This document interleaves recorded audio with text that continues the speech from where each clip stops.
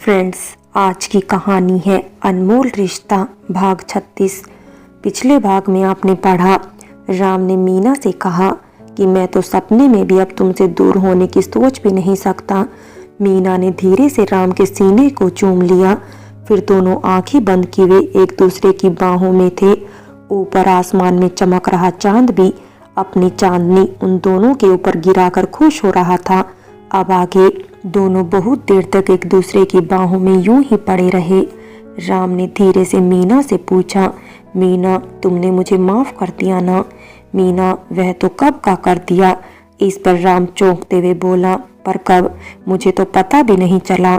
मीना मुस्कुराते हुए बोली, हमने तो आपको उसी दिन माफ कर दिया जब मिस्टर कपूर के साथ मीटिंग के बाद हमारे द्वारा इतने गुस्से में बोलने पर भी आप शांति से सब कुछ सुन रहे थे और हमें कुछ भी नहीं कहा। उल्टे रात में चुपके से हमारे कमरे में आकर हमें हमारी पायल पहनाई और उसने शर्माकर नजरें झुका ली। राम की आंखें हैरत से फैल गई। फिर उसके चुप हो जाने पर वह शरारत से बोला, और क्या? बोलो ना, चुप क्यों हो गई? मीना, और कुछ नहीं। राम, नहीं और भी कुछ था। मीना, हाँ तो आपको याद ही है, फिर हमसे क्यों पूछ रहे हैं? राम, मुझे तुम्हारे मुंह से सुनना है। मीना, अब आप हमें तंग कर रहे हैं। राम, नहीं तो बिल्कुल भी नहीं, उल्टे तुम ही मुझे तंग कर रही हो। जल्दी से बताओ, और नहीं बताओगी तो मैं गुस्सा हो जाऊंगा।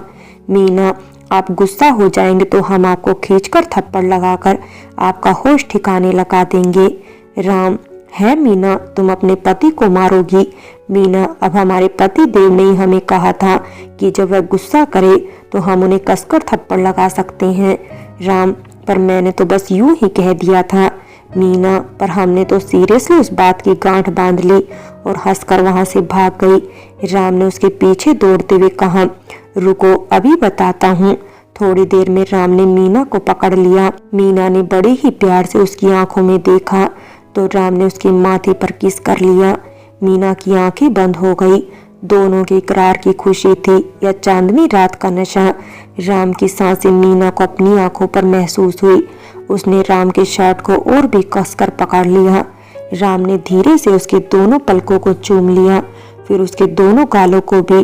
थोड़ी ही देर में उसके होठ मीना के होठों के पास थे। उसकी गर्म सांसों ने मीना के दिल की धड़कन और भी तेज कर दी। राम जैसे ही आगे बढ़ने को हुआ कि उसका फोन बज उठा। फोन की आवाज पर दोनों होश में आ गए। मीना ने शर्म के मारे नजरें नीची कर ली। राम भी शर्माकर फोन में देखने लगा। वह शाम का फोन था।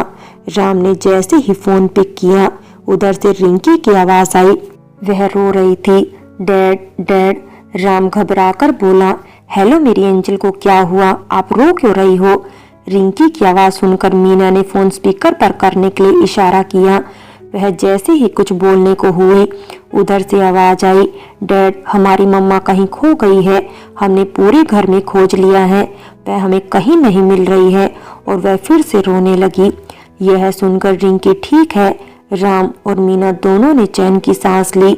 फिर जैसे ही उन्हें ध्यान आया कि उसने अभी क्या बोला, वह दोनों जोर से हंस पड़े। मीना रिंकी से बोली, बच्चा आपकी मम्मा तुरंत आपके पास आ रही है, वह कहीं नहीं खोई है। रिंकी भी मीना की आवाज सुनकर खुश हो गई। मम्मा आप हमें मिल गई। आप कहाँ हो मम्मा? जल्दी से हमारे पास आ जाओ, हमें निन्नी करनी है। मीना, ठीक है बेटा, मम्मा भी तुरंत आ रही है, तब तक आप अपनी नानी माँ के पास हो जाइए। फोन रखने के बाद मीना ने राम की ओर देखा। सॉरी, वह हमें घर चलना होगा क्योंकि वह हमारे बिना सोएगी ही नहीं।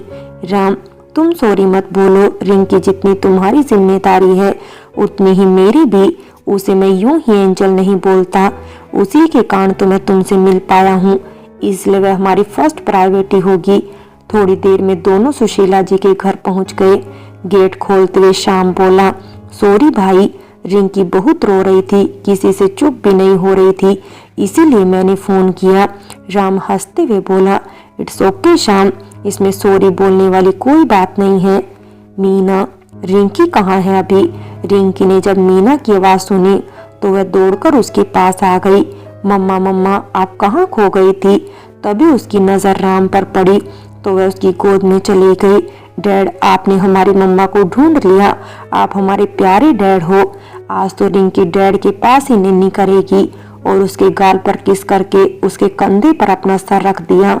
राम मुस्कुराते हुए बोला, ठीक है एंजल, आज आपके डैड ही आपको निन्नी करवाएंगे। सब उन दोनों के चेहरे की खुशी देखकर समझ गए कि अब सब ठीक है, तो वे लोग भी गुड नाइट बोलकर सोने के लिए चले गए। रिंकी राम को कमरे में चलने के लिए बोली तो राम उसके साथ उसके बेडरूम में चला गया। मीना भी उसके पीछे पीछे बेडरूम में आ गई। वह धीरे से वॉशरूम का गेट खोलकर अंदर चली गई। थोड़ी देर बाद वह चेंज कर बाहर आई तो उसने देखा रिंकी राम की गोद में सो रही थी और उसे देखकर राम मंद मंद मुस्कुरा रहा था। मीना ने धीरे से रिंकी को अपनी गोद में लेना चाहा तो उसने नींद में ही अपने छोटे छोटे हाथों से राम की शर्ट की बाजू को कसकर पकड़ लिया। राम ने उसे इशारे से मना कर दिया। मीना वहीं बेड पर दूसरी साइड में बैठ गई और बड़े ही प्यार से उन दोनों को देखने लगी। राम ने उसे यूं घूरते हुए देखा तो बोला, मीना, क्या तुम जानती हो कि मैं रिंकी को एंजल क्यों बोलता हूँ? मीना ने ना में सिर हिलाया तो राम ने आगे बताया, क्योंकि इसी की वजह से मुझे तुम्हारा पता चला था।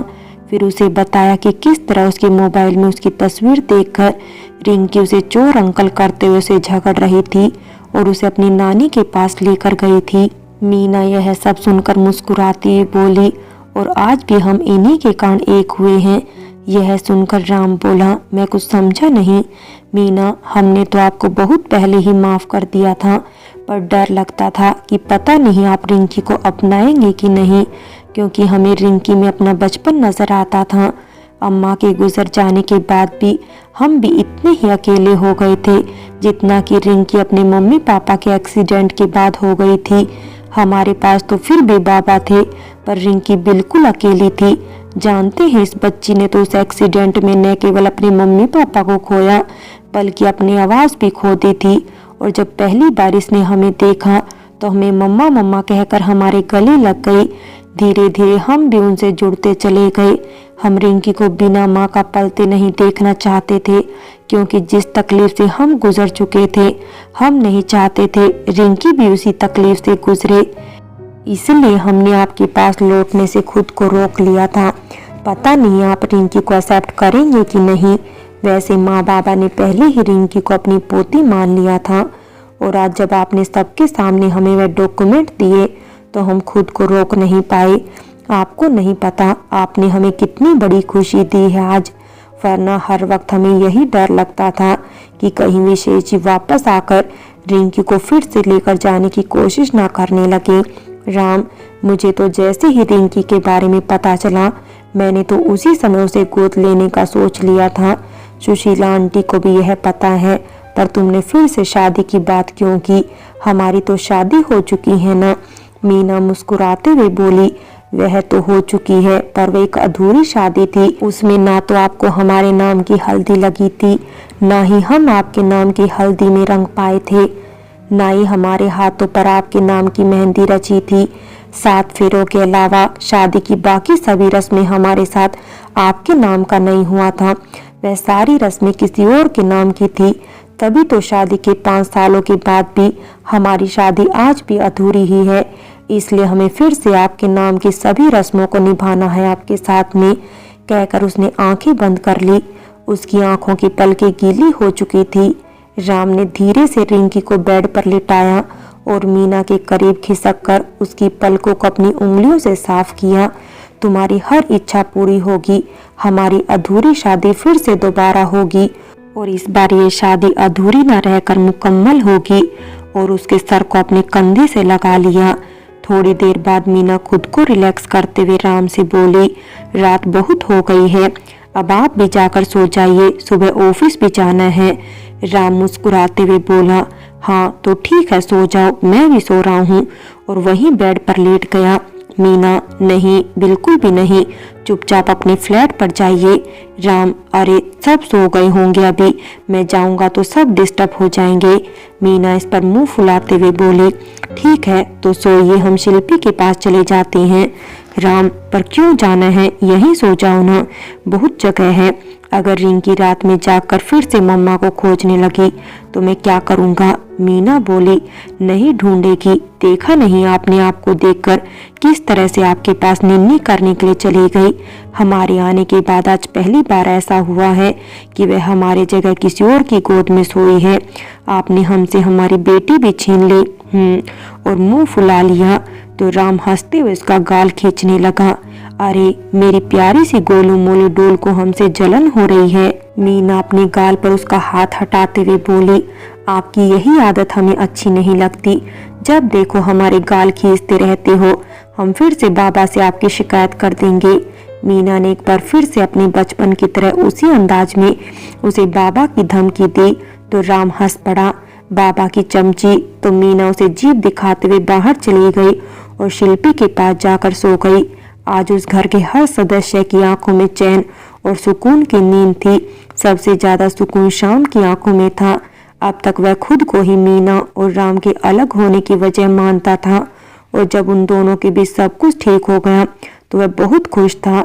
दूसरे दिन मीना राम के साथ ऑफिस पहुंची तो सभी स्टाफ ने सम्मान के साथ उसका वेलकम किया। उसे यह सब बहुत अजीब लग रहा था। उसने सभी स्टाफ से हाथ जोड़कर पोलाइटली बोला, आप लोग जैसे पहले हमारे साथ रह रहे थे प्लीज वैसा ही बिहेव करें। कंपनी के लिए हम भी आप ही की तरह एक एम्प्लॉय ही है, कोई स्पेशल नहीं। उसके द्वारा ऐसा बोलने पर सबने उसे धन्यवाद दिया। ममता ने आगे आकर उसे अपने केक की माफी मांगी तो वह उसे भी माफ करते हुए बोली, आगे से इतना ध्यान रखिएगा कि बिना पूरी बात जाने किसी पर उंगली मत उठाइएगा। तभी सामने से लता जी और संदीप आए और उन्हें लेकर कैबिन में चले गए। राम संदीप के साथ अपने कैबिन में गया और मीना अपने बचे हुए कामों को कंप्लीट करने के लिए अपने डेस्क की ओर चली गई। उसे मालूम था कि अब उसे मुंबई लौटना ही होगा तो वह अपने बचे हुए कामों को पूरा कर लेना चाहती थी ताकि उसके जाने के बाद कंपनी को किसी भी तरह की कोई दिक्कत ना हो। काम करते करते अचानक से उसकी नजर ग्लास वॉल के उस तरफ गई। राम अपने कैबिन में उस अकेला ही था और कुछ काम करने की जगह टेबल पर हाथ टिकाए उसे ही निहारे जा रहा था। उसने इशारे से उसे काम पर ध्यान देने को बोला पर उसे तो कुछ सुनाई ही नहीं दे रहा था। तो वह उठकर उसके कैबिन में गई और ग्लास वॉल के पर्दे को फैला दिया। राम, अरे पर्दा क्यों फैला दिया, अब उसे मैं कैसे देखूंगा? इस पर मीना मुस्कुराई। ओ तो जनाब इतने खोए हुए हैं कि उन्हें यह भी नहीं पता कि हम वहाँ नहीं है, यहाँ है। फिर राम के पास जाकर बोली, राम जी ऑफिस काम करने के लिए होता है, किसी को निहारने के लिए नहीं। वैसे आप हमें छोड़कर किसे देख रहे हैं?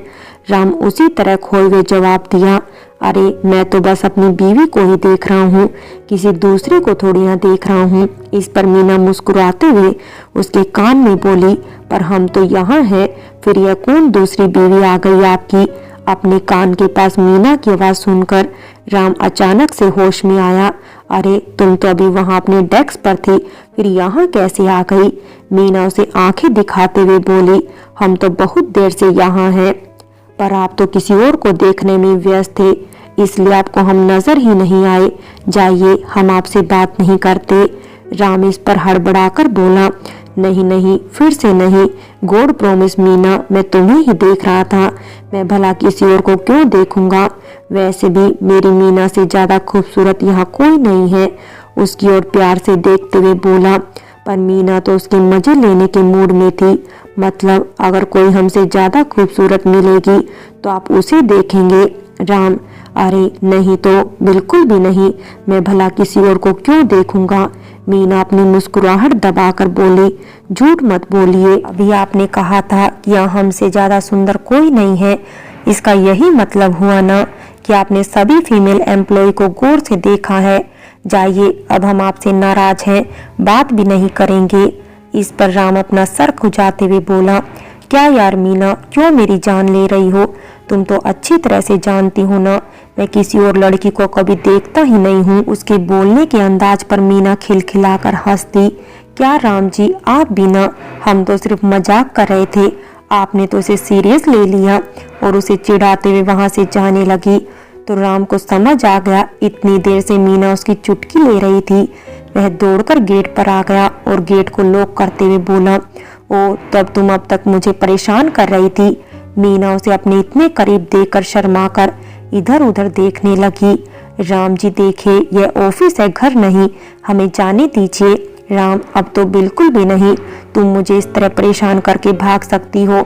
मीना अपना कान पकड़ते हुए बड़ी मासूमियत से बोली, सॉरी, अब हम बिल्कुल परेशान नहीं करेंगे, अब तो जाने दीजिए, बाहर स्टाफ लोग क्या सोचेंगे। राम, नहीं, केवल सॉरी से काम नहीं बनेगा।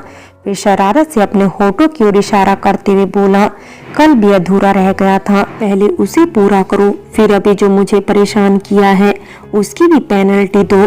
वैसे ऑफिस स्टाफ की चिंता मत करो, उन्हें मालूम है कि हम पति पत्नी हैं, तो बंद दरवाजे के अंदर उनके बीच क्या होता है वह सब जानते हैं। उसने शरारत भरी निगाहों से उसकी तरफ देखा तो मीना और भी शर्मा कर सिमट गई। उसे यूं सिमटते देखकर उसने उसे अपनी ओर भी करीब खींच लिया और उसकी आंखों में देखते हुए बोला, मैं सोचता हूँ कि 3 सालों का बचा हुआ भी सूद समेत हिसाब ले लूं। और जैसे ही उसके चेहरे पर अपना चेहरा झुकाया कि बाहर गेट खटखटाने की आवाज आई। मीना छिटक कर उससे दूर हो गई और धीरे से गेट खोल दिया। सामने संदीप खड़ा मुस्कुरा रहा था। राम ने जब उसे देखा तो उसे अपनी आंखें दिखाते हुए धीरे से बोला, थोड़ी देर बाद नहीं आ सकता था क्या? सभी मेरे ही रोमांस के दुश्मन बने बैठे हैं। संदीप उसकी ओर देखकर मुस्कुराते हुए बोला, तुम दोनों यहाँ एक साथ क्या कर रहे थे? राम मुस्कुराते हुए बोला, वो हम कुछ काम कर रहे थे। इस पर संदीप बोला, तो यह गेट क्यों बंद था? इस पर मीना शर्मा गई। राम जल्दी से बोला, अरे वह गलती से लॉक हो गया था। संदीप अपनी मुस्कुराहट छुपाते हुए बोला, आज तक तो मुझसे कभी लॉक नहीं हुआ गलती से भी, भला तुमसे कैसे लॉक हो गया? कहीं काम के नाम पर कुछ और तो नहीं हो रहा था? इस पर राम ने उसे आंख दिखाई तो वह जल्दी से बोला, ओ सॉरी सॉरी, वैसे कविता आंटी बहुत देर से तुम दोनों को फोन कर रही थी, पर तुम दोनों अपना फोन ही नहीं उठा रहे थे, तो उन्होंने मुझे फोन किया। उन्होंने तुम दोनों को याद दिलाने के लिए बोला कि तुम दोनों को आज जल्दी घर जाना है। तभी मीना को ध्यान आया कि उसने तो अपना फोन अपने ही डेस्क पर छोड़ दिया था। वह बोली, वह हमारा फोन हमारे डेस्क पर ही छूट गया। हाँ, माँ ने हमें आते वक्त बोला था कि आज जल्दी लौट आना। थोड़ी देर बाद वे दोनों घर की ओर निकल गए। राम और मीना जब घर पहुंचे तो उसमें हॉल में सब जमा थे। वहां पंडित जी भी आए हुए थे।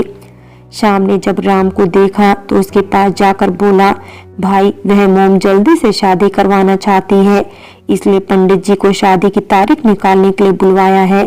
यह सुनकर मीना शर्मा गई। कविता जी ने उन दोनों को अपने पास बुलाकर बैठा लिया।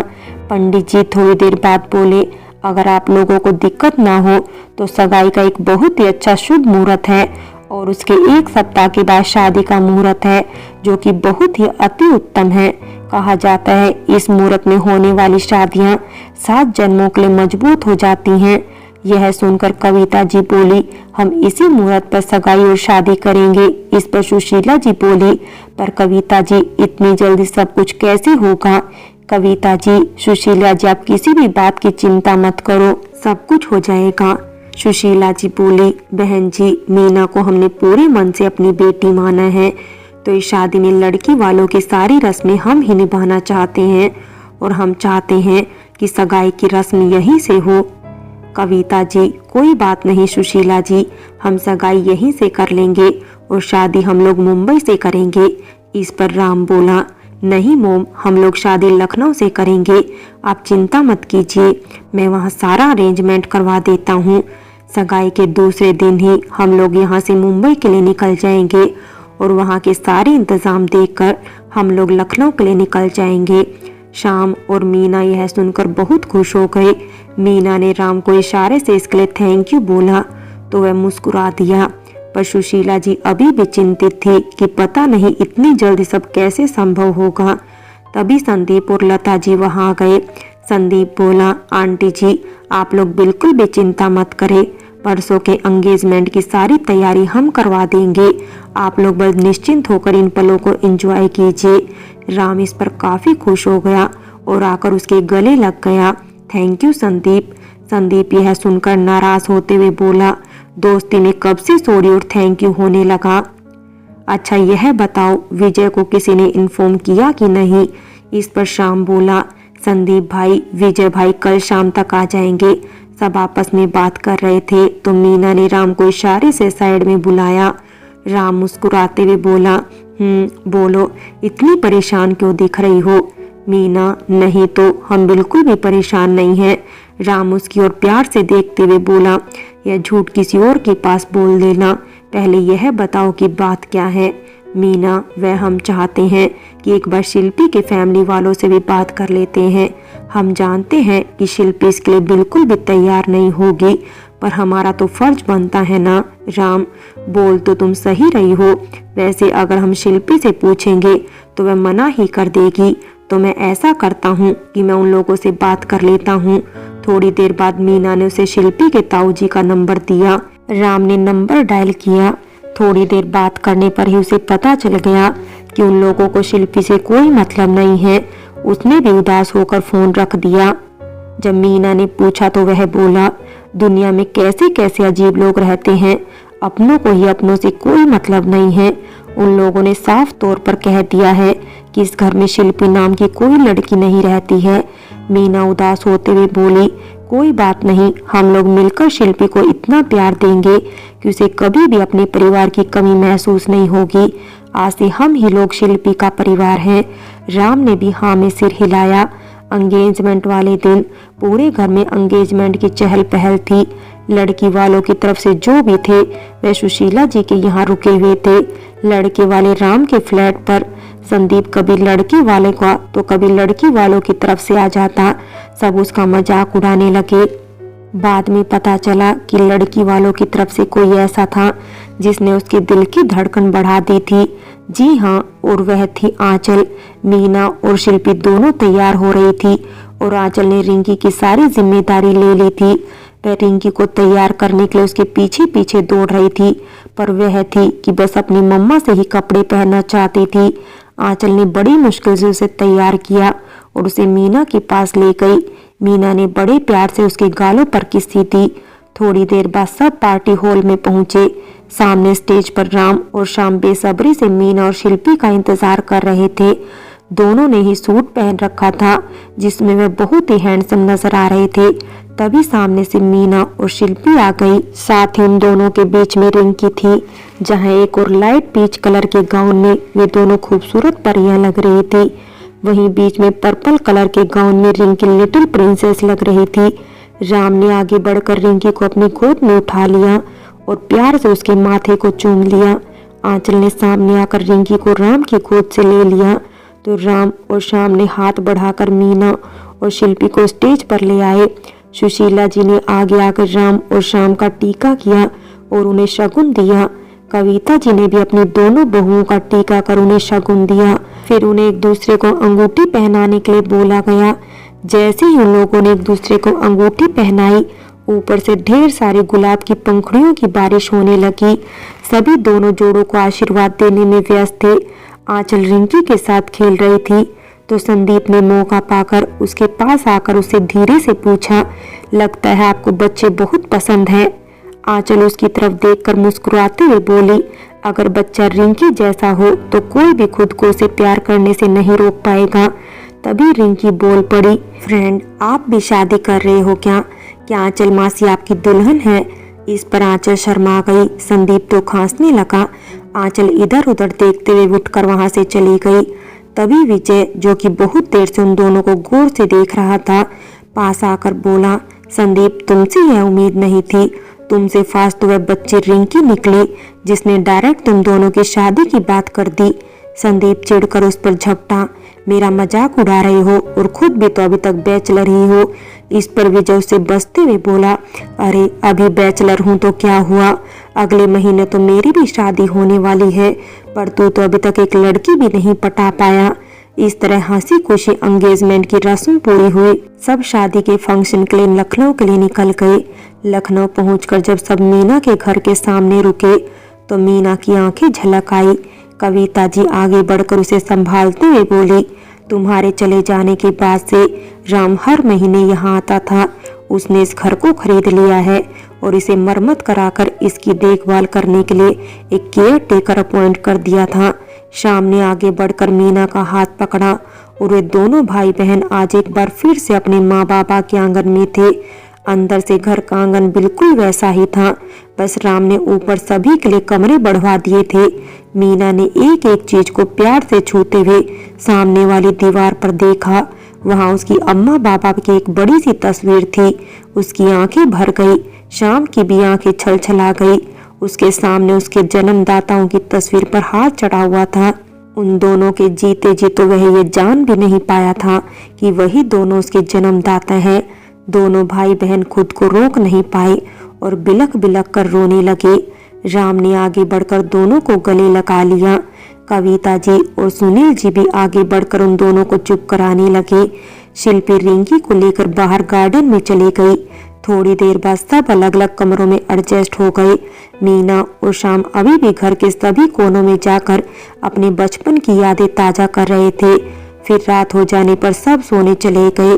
कल सुबह सबको जल्दी उठना था क्योंकि कल से शादी की रस्मों का श्री गणेश होने वाला था। सुबह उठने के बाद सब तैयार होकर कुल देवी के मंदिर गए। कुल देवी के चरणों में शादी के कार्ड रखने के बाद दोनों जोड़ों के द्वारा पूजा करवाई गई। वहां से सब घर लौटे। लौटते लौटते काफी देर हो गई। दूसरे दिन हल्दी थी। सभी रस्में बगल के बैंकेट हॉल में होने वाली थी, पर शादी का मंडप घर के आंगन में ही सजने वाला था। हल्दी पूजन के लिए शिल्पी और मीना को लाया गया। दोनों पीली साड़ी में बहुत ही खूबसूरत लग रही थी। उधर पर्दे के उस पर राम और श्याम भी पीले कुर्ते में काफी जच रहे थे। सुशीला जी ने सबसे पहले मीना और शिल्पी से हल्दी पूजा करवाकर उन्हें शगुन की हल्दी लगाई। फिर जब हल्दी की रस्म के लिए लड़की के भाई को खोजा गया तो श्याम ने आकर मीना को शगुन की हल्दी लगाई। वहीं राम ने भी आगे बढ़कर शिल्पी को शगुन की हल्दी लगाकर उसके सर पर हाथ फेरते हुए बोला, आज से जिंदगी भर के लिए मैं तुम्हारा भी बड़ा भाई रहूंगा। शिल्पी की आंखें भर आई तो राम ने उसे पोंछ दिया। फिर बारी बारी से कविता जी, प्रकाश जी, सुनील जी सभी ने आकर उन्हें शगुन की हल्दी लगाई। फिर सभी ने राम और श्याम को भी शगुन की हल्दी लगाई। उधर आंचल और संदीप भी आ चुके थे। थोड़ी ही देर में माधुरी, अविनाश, कबीर और प्रिया भी वहां पहुंच गए। वे सब मीना के गले लग गए। फिर तो वहां हल्दी की होली की हुड़दंग मच गई। क्या बच्चे क्या बड़े सब हल्दी से पीले हो चुके थे। इसी तरह संदीप ने भी सभी की नजरों से बचकर चुपके से आंचल के गालों पर हल्दी लगा दी तो वह शर्माकर वहां से भाग गई। थक जाने पे वे सब अपने अपने कमरे की ओर चले गए।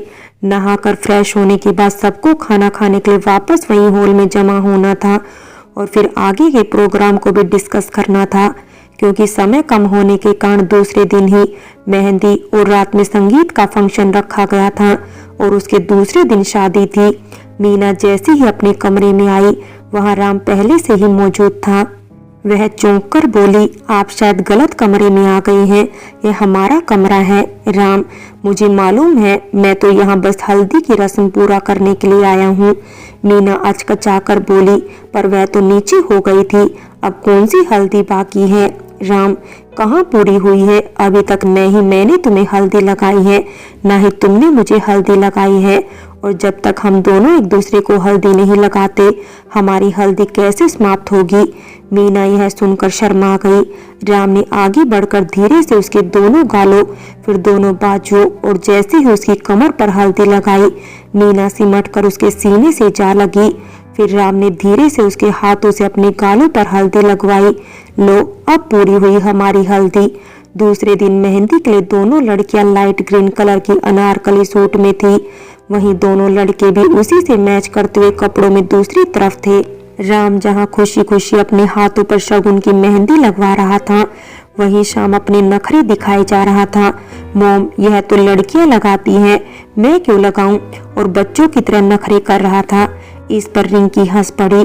श्याम मामू, आप सच में हमारी तरह हो, पर हमने तो आज मेहंदी लगवाई है। और फिर अपने नन्हे नन्हे हाथ उसके सामने फैला दिए और बोली, अब आप भी अच्छे बच्चे की तरह मेहंदी लगवा लीजिए। इस पर शिल्पी हंसते हुए बोली, ओए हीरो, सुन लिया कर, तुझसे ज्यादा समझदार हमारी प्रिंसेस है। अब चुपचाप से मेहंदी लगवा लो, वरना मुझसे बुरा कोई नहीं होगा। और हाँ, अगर हमारे हाथ में मेहंदी का रंग गहरा नहीं आया ना, तो तुम्हारी खैर नहीं। शिल्पी के इस तरह धमकाते हुए बोलने पर वहां मौजूद सभी लोग हंस पड़े। तो श्याम कविता जी की ओर देखते हुए बोला, अब मोम शिल्पी की मेहंदी के कलर से मेरा क्या लेना देना। इस पर कविता जी हंसते हुए बोली, दुल्हन की मेहंदी का गाढ़ा रंग बताता है कि उसका दूल्हा उसे कितना ज्यादा प्यार करता है। यह सुनकर श्याम बोला, हे भगवान जी, यह कैसा लॉजिक है। पर चाहे जो भी हो, शिल्पी की मेहंदी का कलर सबसे ज्यादा गाढ़ा करना, वरना मेरी तो खैर नहीं। इस पर राम उसके कानों में बोला, तब तो संभल जाओ बच्चे, क्योंकि सबसे गहरा रंग तो मेरी मीना के ही हाथों में आएगा। यह सुनकर श्याम मुस्कुराते हुए बोला, तब तो मैं खुशी खुशी शिल्पी की डांट सुन लूंगा, क्योंकि मैं चाहता हूँ कि मेरी मीना को दुनिया की सारी खुशियाँ सबसे ज्यादा मिले। राम भी मुस्कुरा दिया। उधर लड़कियों को मेहंदी लगते ही प्रकाश जी अपने हाथ में खाने की थाली लिए हुए वहां आए और बड़े ही प्यार से मीना और शिल्पी को खाना खिलाने लगे, क्योंकि सभी लेडीज के हाथों में मेहंदी लग गई थी। खाना खिलाते वक्त उनकी आंखों में आंसू भर आए। तो मीना ने पूछा, बापूजी क्या हुआ, आप रो क्यों रहे हैं। तो उन्होंने बड़े ही प्यार से दोनों के सर पर हाथ फेरते हुए बोला, भगवान ने एक बेटी छीनी थी, पर बदले में दो दो बेटियां दे दी। तुम दोनों हमेशा यूं ही मुस्कुराती रहो। यह सुनकर शिल्पी का भी दिल भर आया। आज तक उसने कभी पिता का प्यार नहीं देखा था। वह उनके गले लग गई। मीना भी पीछे से उनके गले लग गई। शाम में संगीत का फंक्शन था। सभी पूरी तैयारी में थे। विजय भी अब तक आ चुका था। सबसे पहले शाम और मीना ने परफॉर्म किया। इसके बाद विजय और संदीप ने अपने दोस्त के लिए परफॉर्म किया। नाचते गाते दोनों शाम और राम को भी अपने बीच खींच लाए। इसके बाद राम ने मीना के लिए परफॉर्म किया। राम धीरे से मीना के पास गया और उसके हाथ थामकर उसे स्टेज पर ले आया। दोनों डांस करते करते एक दूसरे में इतना खो गए कि उन्हें कब गाना खत्म हुआ पता ही नहीं चला। जब सबने जोर जोर से होटिंग करना शुरू किया, तब जाकर उन्हें होश आया। तो दोनों शर्माकर स्टेज से उतरकर नीचे आ गए। इसके बाद आंचल, संदीप, माधुरी, अविनाश और प्रिया कबीर ने मिलकर एक सोलो डांस पर परफॉर्म किया, जिसमें आंचल ने धीरे धीरे शिल्पी, श्याम और मीना, राम को भी शामिल कर लिया। इस प्रकार पूरे धमाल के साथ संगीत प्रोग्राम संपन्न हो गया। दूसरे दिन शादी थी। इसी बीच मीडिया में शादी की खबर फैल चुकी थी। शिल्पी के ताऊ जी ने जब उसकी शादी इतने बड़े परिवार में होने की खबर सुनी, तो वे लोग भी शादी में शामिल होने के लिए लखनऊ पहुंच गए। पूरे परिवार ने उन लोगों का स्वागत किया। ताई जी आगे बढ़कर सबको दिखा दिखाकर शिल्पी के लाड लगा रही थी, पर शिल्पी से इरिटेट हो रही थी। शाम में दोनों दुल्हनें सज सवर कर जब जयमाला के लिए स्टेज पर आई, तो सभी की नजरें उसी पर ठहर गई। दोनों दुल्हनें गोल्डन कलर के लहंगे पर सुर्ख रेड कलर की चुन्नी डाले काफी खूबसूरत लग रही थी। वहीं दोनों दूल्हे भी गोल्डन कलर की शेरवानी में काफी हैंडसम लग रहे थे। जयमाला के बाद उन्हें मंडप पर लाया गया। सुशीला जी और प्रकाश जी ने मीना का कन्यादान किया। वहीं जब शिल्पी के कन्यादान के लिए उसके ताऊ जी ताई जी आ गए, तो उसने उन्हें वहीं रोक दिया। मीना ने जब उससे पूछा तो बोली, नहीं मीना, आज ये लोग मेरी शादी में नहीं बल्कि सिंह परिवार की छोटी बहू की शादी में आए हैं। भाई ने तो एंगेजमेंट के लिए भी इन्हें फोन किया था ना, तुम्हें तो याद होगा ना इन लोगों ने क्या जवाब दिया था कि इनके परिवार में शिल्पी नाम की कोई लड़की नहीं है। तो फिर आज मैं कैसे इन्हें अपने कन्यादान का हक दे सकती हूँ। बल्कि यह हक तो मैंने कब का तुमको दे दिया है, क्योंकि हर रिश्ते का महत्व और प्यार तो मैंने तुमसे ही पाया है। तुम्हारे ही कारण तो मुझे माता पिता भाई बहन सबका प्यार मिला। सभी एक दूसरे की ओर देखने लगे। फिर सबने सहमति में सिर हिलाया। थोड़ी देर बाद राम मीना का हाथ पकड़कर 7 फेरों के लिए खड़ा हुआ। उसने मीना के हाथ थामे ही 7 फेरों का वचन लिया। उसके बाद जब उसने मीना की मांग में सिंदूर भरा, तो उसकी आंखें झलक आई, जिसे सुशीला जी ने अपने आंचल से पोंछ दिया। पंडित जी ने जब शादी संपन्न होने की बात कही, तो वे दोनों आगे बढ़कर शिल्पी का कन्यादान करने के लिए बैठ गए और उन दोनों के भी 7 फेरे और सिंदूर दान की विधि संपन्न हुई। उसके बाद दोनों जोड़ों को ध्रुव तारा दिखाया गया। फिर चारों ने सभी बड़ों के पैर छुए और सबका आशीर्वाद लिया। थोड़ी ही देर में सुबह की लाली फैल गई। दोनों जोड़ों को थोड़ी देर के लिए आराम करने दिया गया। फिर उन्हें लेकर सभी कुलदेवी के मंदिर गए, जहां उनसे पूजा करवाई गई। उसके बाद सभी मुंबई के लिए निकल गए। सुशीला जी और प्रकाश जी भी दिल्ली के लिए निकल गए। मुंबई घर पहुंचकर कविता जी ने दोनों जोड़ों को दरवाजे पर ही रोक दिया और 2 कलशों में चावल भरकर उनके सामने रखा और उसे गिराकर फिर अलता भरे थाल में पैर डालकर दोनों बहुओं को अंदर आने के लिए बोला। मीना को यह सब देखकर पहली बार वाली बात याद आ गई। राम ने जब उसके चेहरे को देखा तो वो समझ गया। उसने मीना का हाथ थाम लिया और उसे अंदर लाया। चारों ने मंदिर में जाकर माता रानी का आशीर्वाद लिया। फिर कविता जी और सुनील जी को प्रणाम किया। इसके बाद राम ने अपना वादा पूरा करते हुए मीना को अपनी गोद में उठाकर उसे अपने कमरे में ले गया। आज 4 साल बाद राम ने भी उस कमरे में कदम रखा था। कमरा पूरी तरह से सजा हुआ था। चारों ओर खुशबू वाले कैंडल और गुलाब की पंखुड़ियां सजी हुई थी। सामने दीवार पर उन दोनों की एक बड़ी सी तस्वीर लगी थी। यह सब आंचल, संदीप और विजय ने मिलकर किया था। वे लोग शादी के तुरंत बाद ही लखनऊ के लिए लौट आए थे और मीना, राम और श्याम शिल्पी के कमरे की तैयारी करवा रहे थे। मीना कमरे की सजावट देखकर शर्मा गई और राम के गले लग गई। राम ने उसे धीरे से बेड पर बिठाया और बोला, मीना, इस कमरे ने इस पल का बहुत इंतजार किया था। और फिर उसके माथे को धीरे से चूम लिया। मीना, तुम्हें पता है तुमने इसकी गिनती हमेशा गलत की है। मीना, वह कैसे? राम, तुमने हमेशा एक कम ही गिना था। मीना, मतलब? राम, क्योंकि पहला किस तो मैंने उसी दिन लिया था जब तुम पहली बार दुल्हन बनकर इस घर में आई थी। मीना को काफी आश्चर्य हुआ। हम नहीं मान सकते, उस वक्त तो आपने हमारी ओर देखा भी नहीं था और गुस्से में बाहर चले गए थे। फिर यह सब कैसे हो सकता है? तब राम ठंडी सांस लेते हुए उसकी गोद में अपना सर रखते हुए लेट गया और बोला, उस दिन तुम लोगों के सो जाने के बाद जब मैं घर आया तो तुम्हें बस एक नजर देखने के लिए काफी ढूंढा। फिर शाम के कमरे में जब तुम्हारे सिसकने की आवाज आई तो मेरे पैर दरवाजे पर ही जम गए। तुम्हारी हर सिसकी मेरे दिल को चीर रही थी। बहुत प्यार करता था तुम्हें, तो तुम्हारे सिसकने से मुझे कैसे चैन मिलता? मन में गलतफहमी का पर्दा था, इसलिए तुम्हें शाम की अमानत समझता था। थोड़ी देर बाद जब तुम्हारी आवाज आनी बंद हो गई तो अंदर झांक कर देखा तुम वहीं नीचे ही सो गई थी। तुम्हें धीरे से उठाकर बेड पर लिटाया। तुम्हारे आंसुओं से भीगे चेहरे को देखकर बहुत ही ज्यादा तकलीफ हुई। फिर धीरे से तुम्हारे माथे पर किस किया। उस वक्त मुझे तो बस यही पता था, यह मेरे प्यार पर मेरा पहला और आखिरी हक है। मुझे क्या पता था जिसे मैं दूसरे की अमानत समझ रहा था वह तो बस मेरी ही है। दूसरे दिन जब मैं लंदन जा रहा था तो तुमने मुझे अपना मंगलसूत्र निकाल कर दे दिया। मुझे उस वक्त कितनी तकलीफ हुई यह कोई नहीं समझ सका। तुम्हारी तरफ पलटकर भी देखने की हिम्मत नहीं थी। जानता था कि एक बार भी तुम्हारे चेहरे की ओर देखा तो फिर खुद पर कंट्रोल नहीं कर पाऊंगा, क्योंकि उसमें मेरी नजर में तुम शाम की अमानत थी। भले ही मैं तुमसे प्यार करता था पर शाम में मेरी जान बसती थी। उसकी खुशियां मेरे लिए बहुत मायने रखती थी। यह सब सुनकर मीना की आंखें भर आई। कितना प्यार करते थे हमसे और कभी बताया भी नहीं।